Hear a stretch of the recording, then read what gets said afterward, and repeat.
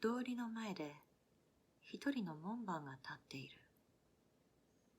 その門番の方へ僻地から一人の男がやってきて、通りの中へ入りたいという。しかし門番は言う。今は入っていいと言えないと。よく考えた後、その男は尋ねる。つまり、後になれば入っても構わないのかと。かもしれん。門番が言う。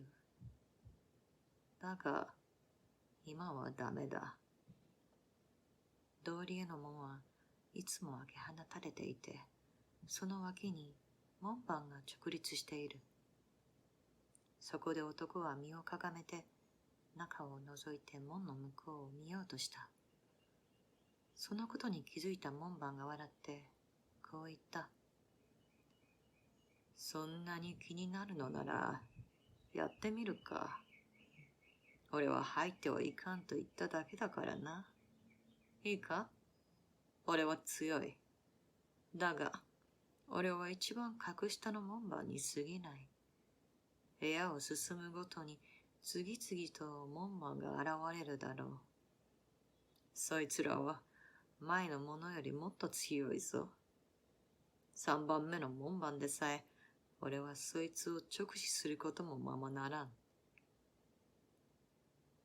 これほどの難関を僻地の男は予想だにしていなかった。通りは誰にでもいつでも開かれているはずなのに、と思った。だが、男は門番をじっと見つめた。門番は毛皮のコートに身を包み、大きな鍵鼻を持ち、黒く長いモンゴルひげをひょろりと生やしている。その時男は心に決めた。むしろ入っていいと言われるまで待つのだと。門番が男に腰掛けを与え、門の脇へ腰を下ろさせた。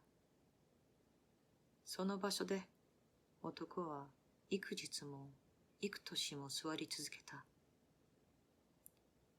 男は入ってもいいと言われたくて、様々なことを試してみた。だが、あまりにも激しいため、門番をうんざりさせた。門番は幾度となく男に簡単な尋問を行った。男の出身地をあれやこれやと問い詰めた。それ以外のことも同じように聞いたが、その問いかけは目上の人間がする一通りのものに過ぎず、いつも終わりに門番は男へこう言うのだった。今は入っていいと言えないと。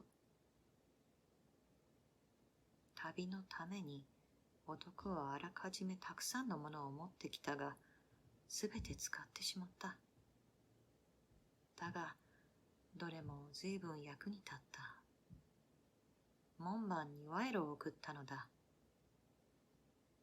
この門番はどれも皆受け取りはしたが、その時にこう言い添えるのだった。一応もらっておく。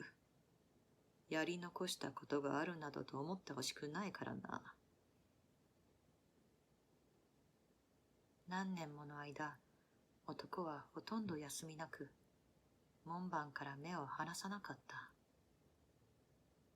そのうち男は、他にも門番がいることを忘れ、最初のこの門番が、道理へ至るための唯一の障害だというふうに思えてきた。男は服を嘆いた。はじめの数年は、なりふり構わず声を張り上げていたが、年老いてしまうとともに、ただいつまでもだらだらとぼやくだけだった。子供っぽくなった男は、門番をずっとつぶさに見てきたからか、なんと、その毛皮の襟巻きにのみがいると気づいた。そこで男はそののみに助けてくれ。あの門番を説得してくれ。と頼み込んだ。ついには視力も衰え、男は本当に暗いのか、ただ目の錯覚なのかがわからなくなった。とはいえ、暗闇の中、通りの門から消えずに差し込んでくる光が、男には今はっきりと見えた。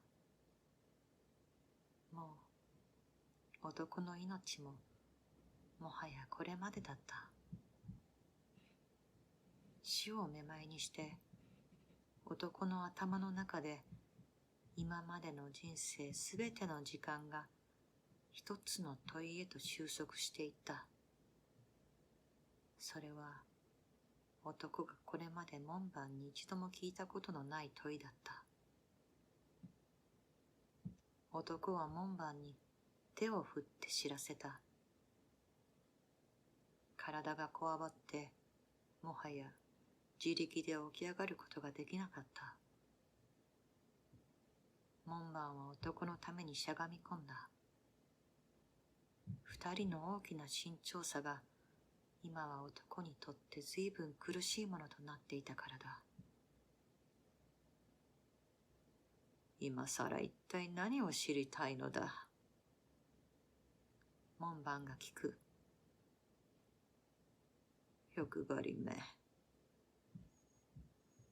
だが、万人が道理を求めようとするではないか。男は言った。どういうわけで、長年にわたって私以外に誰も入ってよいかと聞きに来ないままだったのだ。門番は気づいた。男はもう今際の際にいる。かすかな聴覚でも聞こえるように、門番は男に大声で怒鳴った。ここでは他の誰も入ってよいなどとは言われん。なぜなら、この入り口はただお前のためだけに用意されたものだからだ。俺はもう行く。だから、これを閉めるぞ。